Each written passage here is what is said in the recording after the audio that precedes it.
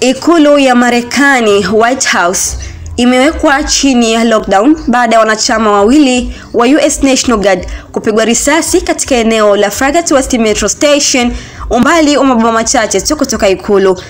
Tukio hilo lilitokea Jumatano na kusababisha tahadhari kubwa ya kiusalama jijini Washington DC.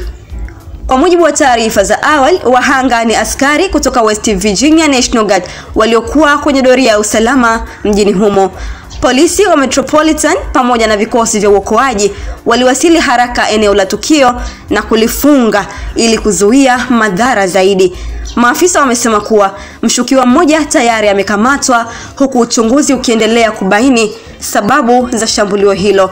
Ripoti kutoka serikalini zinaeleza kuwa mmoja wa askari yuko katika hali mahututi wakati mwenzake amejeruhiwa vibaya. Hata hivyo, kumekuwa na taarifa zinazotofautiana kuhusu kiwango cha majeraha yao na mamlaka bado hazijatoa uthibitisho kamili kuhusu hali zao.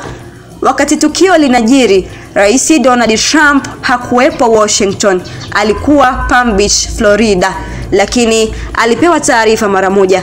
Idara ya usalama wa ndani DHS, Secret Service na FBI wanashirikiana kusimamia uchunguzi, huku wakiongeza ulinzi mkali kwenye maeneo yanayozunguka White House.